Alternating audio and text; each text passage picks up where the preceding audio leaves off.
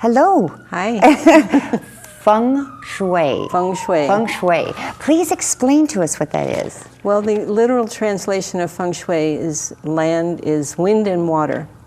And the idea is that when everything is in balance, the wind is right, the water, sunlight, vegetation, then our lives are happy. Wonderful, okay. And you apply this to people's lives, their property, their houses? So I go to people's homes and businesses and work with existing properties. If someone's looking for a home, I help them select it. And I would be looking at the layout of the house, the position of the house on the land, whether the house is on the end of a street, we call a T house, which is not very good.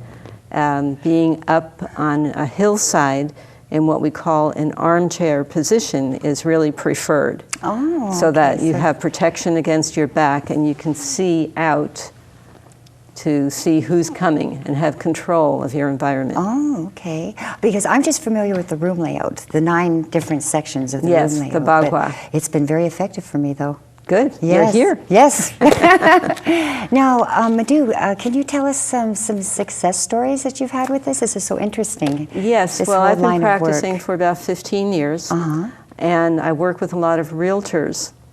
And I was working with some realtors up in Santa Rosa, and they called me in to work on a house that had been on the market for about 10 years.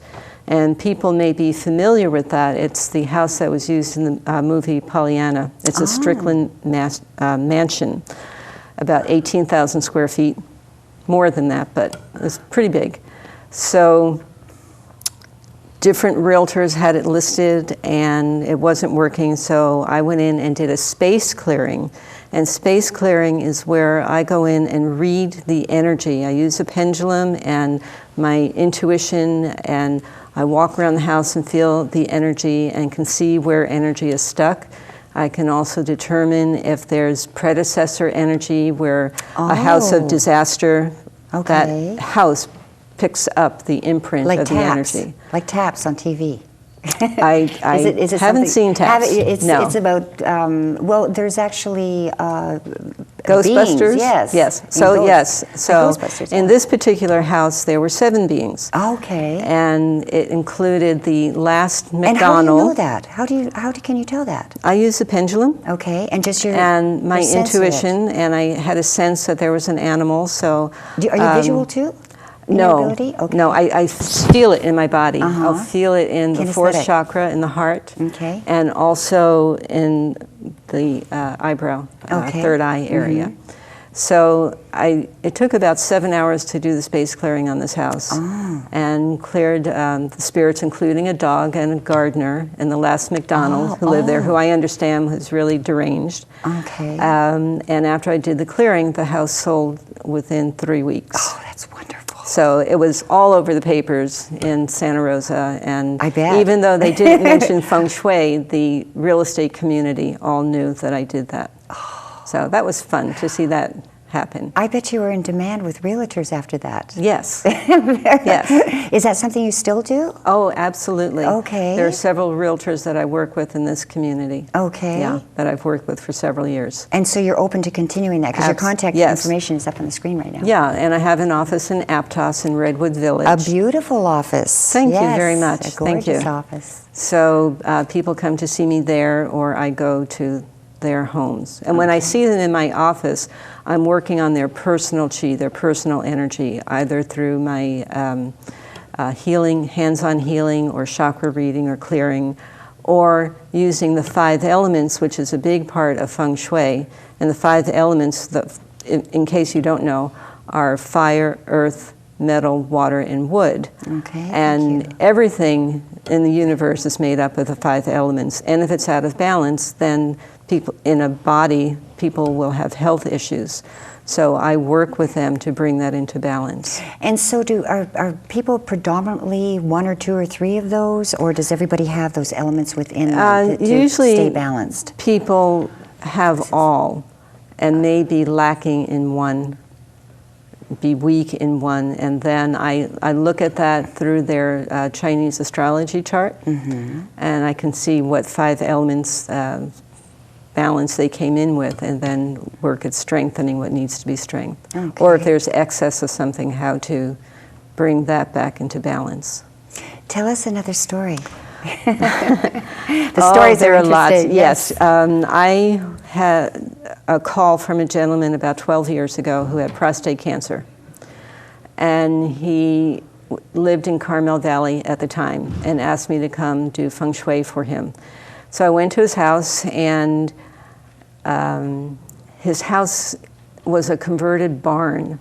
So there are lots of exposed beams, which in Feng Shui is pushing qi down, which is not favorable, especially in the bedroom. And his bedroom was actually a loft. So it was very exposed, and he was very vulnerable. And he was a very nervous person at the time. And there was also a stream that ran under the house. Excuse me for a second. What do you mean by pushing energy down, pushing the qi down? What does that mean? Well, say if you have a ceiling, and then there's a beam, and your bed is under that, the qi wants to flow. Qi is vital energy. Right. And when there's a beam, it's going to go push down and then continue to flow. Okay. And depending... So it's just erratic then, makes it more erratic rather than a smooth flow. So he had a beam directly over his groin area. Oh, okay. And he had lived in the house for 5 years, which is the optimum time for if something to take effect if it's out of balance. So the stream under the house also created what we call a very yin, damp condition. So that added to bringing his body out of balance. So I worked with him, taught him a meditation, and we did some adjustments, some Feng Shui remedies in his bedroom. And that was in November. And I said, now, I am not a medical doctor. You need to continue to see your doctor and do treatment. And I believe they were doing radiation. So the doctor told him that it would take about 2 years to heal. And with the allopathic methods that were being used. And as I said, that was in November, and then in May, he went into Stanford to have radioactive needles put into the prostate to help diminish the tumor. And the doctor said, there's no tumor. So he called me, Philip called me from the hospital and said, are you sitting down? And I said, yes, and he told me what happened, and I was so happy. So then he asked me, and when he got home, he's a very busy man, he said, well, how long do I have to do these remedies? How long do I have to do this? And I said, well, how long do you want to be cancer-free? And he continues to do what I told him to this day. Wonderful. I see him about once a year. Yeah. That's great. Yeah, he lives down in Southern California. So you've had some very big successes. Those are huge successes. When I can help someone... In just 2 stories. Yes, that way. How long have you been doing this? About 15 years. I see. And I've been in the healing arts for over 30 years. Yeah, because you do a lot of things. I do. What I read about. A lot of energy medicine. I use some electronic equipment, LED light therapy, and alpha stim, which helps people relax, and put TENS units, electrodes on acupressure points to help unblock stuck qi. Okay. And then I'll do Reiki perhaps while that's going on, and just whatever combination that's modern technology. And then I use a Chinese spoon, and that's rubbed on the skin with oil, and that will help with blocked qi. Okay. Yeah. Great. Yeah, so lots of things to draw on. Okay. Yeah. That's wonderful. Well, thank you so much for being on the show. I appreciate your being here so much. Oh, and thank you so much for inviting me. And I'm giving you traditional Chinese envelopes. Okay. To honor you. Thank you. And what is the meaning of these? If you could please explain this is a way of honoring. It's when I do a Feng Shui consultation, people pay me in red envelopes. They put their payment in, and also something else that may be of value to them. Okay. So children put feathers or cards or things, and it's fun. That's wonderful. Yeah. I appreciate that very much. That's very kind of you. Well, thank you, Madhu. Thank you. That was very interesting.